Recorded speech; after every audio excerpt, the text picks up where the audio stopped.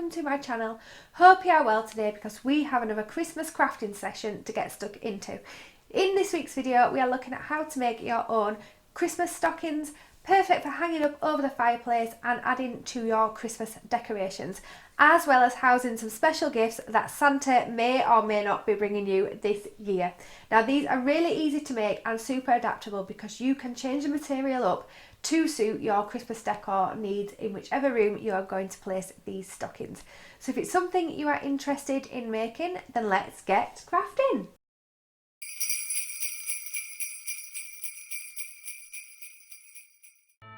Start by laying out your chosen material. I am using a shimmery stretchy type of material here, but I also did make these stockings in a sequin one as well, so the possibilities are endless.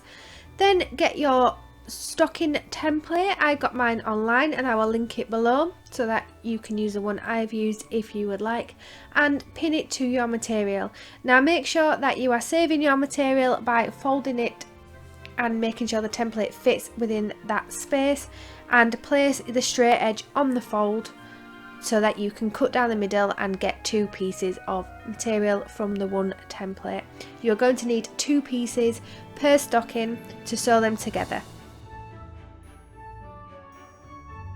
Cut out your template in material and then cut along the fold as well to make this into the two pieces.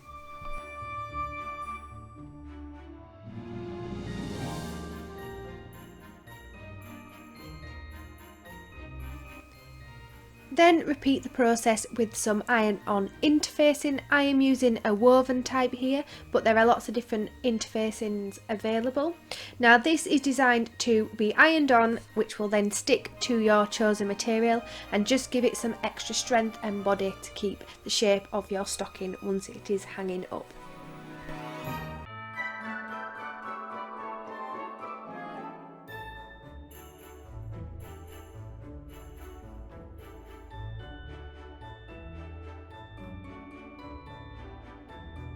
Then you want to get your two pieces of stocking material and your newly cut out interfacing, placing the corresponding ones with the glue down onto the back side of the material.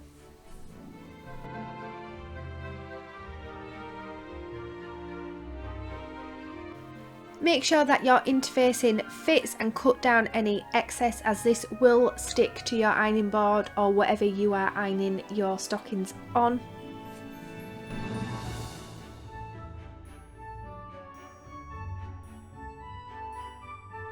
Then using an iron on your interfacing to the corresponding stocking piece. Now follow the instructions of your interfacing because some you cannot use a steam iron with. I had to turn the steam function off for mine, and I think that's just how the interfacing is designed, so make sure you check before you do start ironing.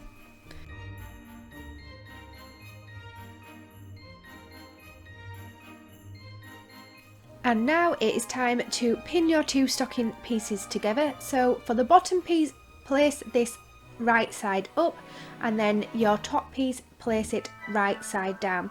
So basically you are turning your stocking inside out and you want the outside pieces to be facing each other. You will know if you've gotten it the wrong way around once you start sewing, so just make sure you double check before heading to the sewing machine.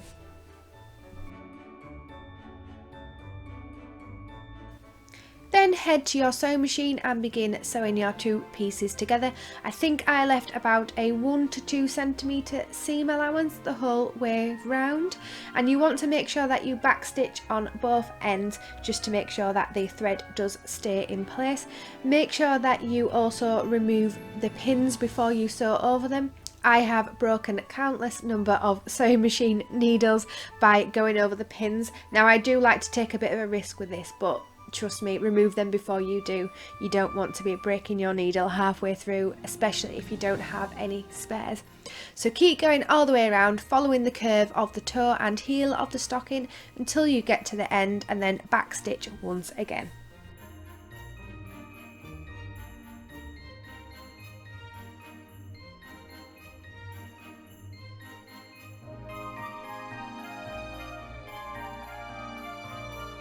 Before turning your stocking right side out, make sure that you snip in a few notches where the curves of the stocking are going to be. This will just make it easier when folding it the right side way round and keep the curve of the stocking.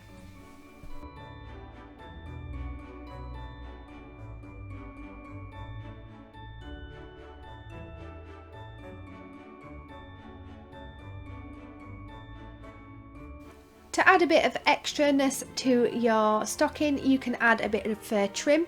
So to do this, select your fur trim and place it onto the stocking, measuring around both sides so that you know how much you are going to need. Once the two sides then meet, snip this, and this is the size you will need.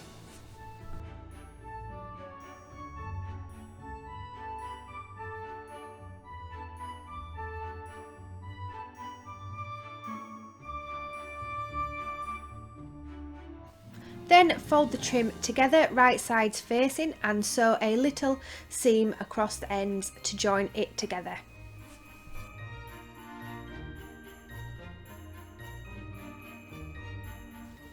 Then place your fur trim over the top of your stocking so that all top edges align. You want to make sure that the newly sewn seam on the trim is matching that on the back of the stocking.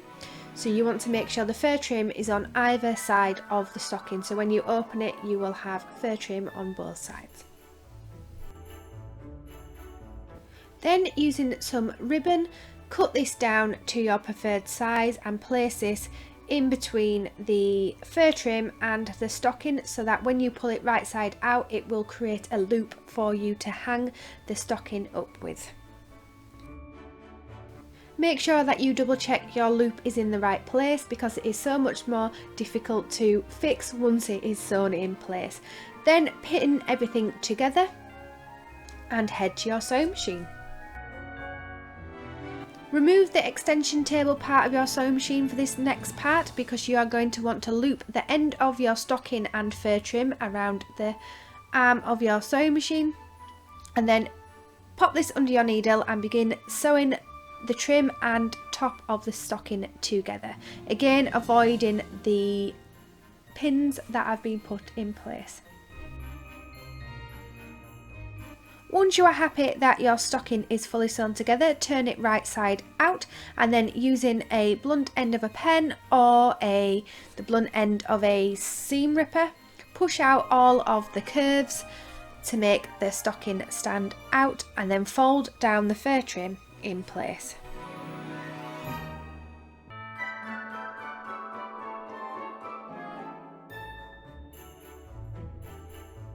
You can then just run over the stocking with an iron if you want to get out any creases, but I left this part out.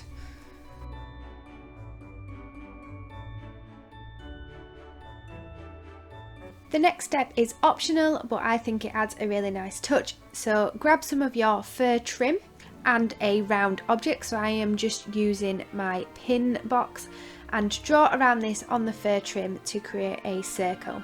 This is to make your own fur pom-pom, and I think it just looks really cute on the end of the stocking.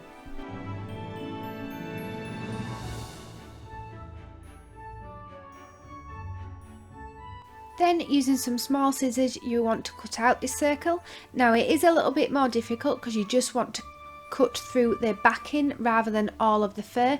If you cut through all the fur there's more molting of this. I mean, you're still going to get molting cutting through this, but it makes the fur stay more intact by just cutting through the matting.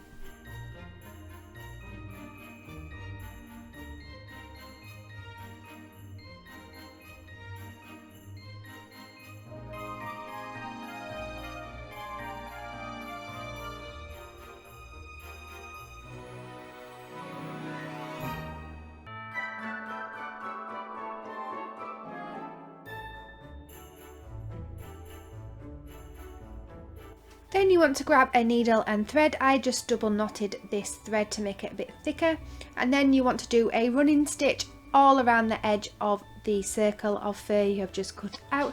So a running stitch is basically you pop the needle in, push it along a bit, pull it back out, leave a little gap and repeat, if that makes sense.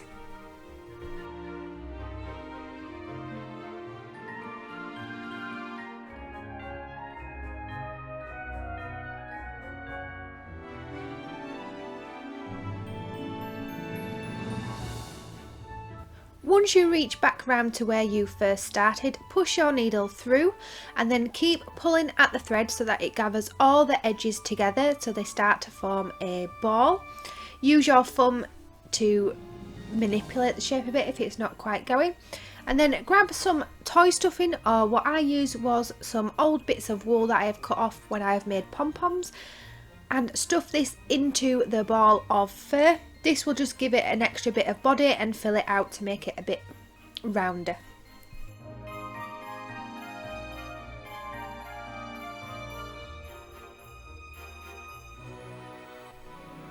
Once you feel you have enough stuffing inside your fur pom-pom, pull on the thread to close the gap shut, and then using your needle, sew this together, knotting it a few times to secure it.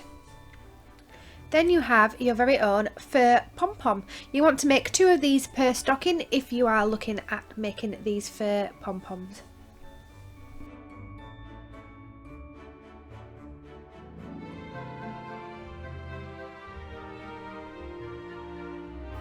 Then you are going to want to create a small bow to put your 2 pom-poms on. So grab your chosen ribbon and cut it to your preferred size, crossing the 2 ends over to create one big loop. Then push this loop down in the middle to go behind the crossed ribbon. Grab a needle and thread, knot this through a few times, and then wrap your thread around the middle to keep that bow in its bow shape. Again, knotting once you have wrapped it round a few times. I have made these bows in a few of my crafting videos, so I will try and link them above in some cards for you to check out as well.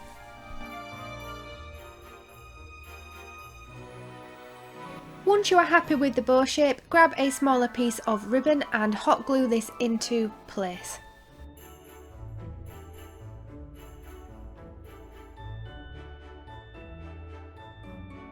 Then, using a needle and thread, attach the bow to the back of your stocking. Now you may find that the needle is a little bit blunt after putting it through the ribbon.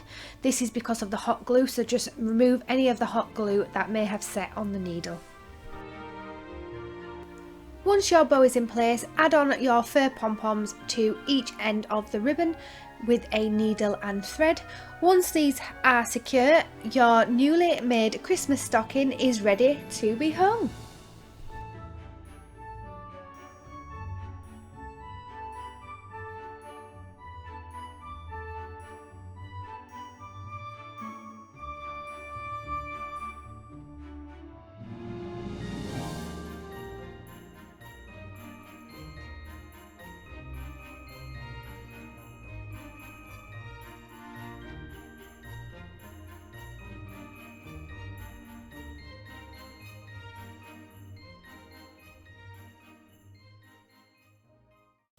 So there you have how to make your very own Christmas stockings.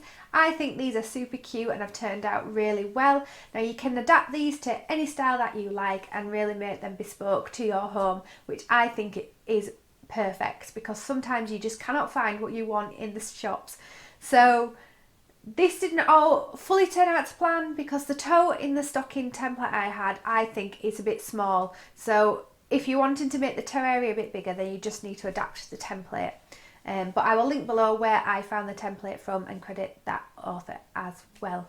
If you enjoyed the video, please do give it a thumbs up and don't forget to hit the subscribe button to keep up with more of my crafting and travel antics coming up onto the channel. Check out my blog below as well because all the details on how to make these stockings are over there too. And I will see you in the next video. Bye!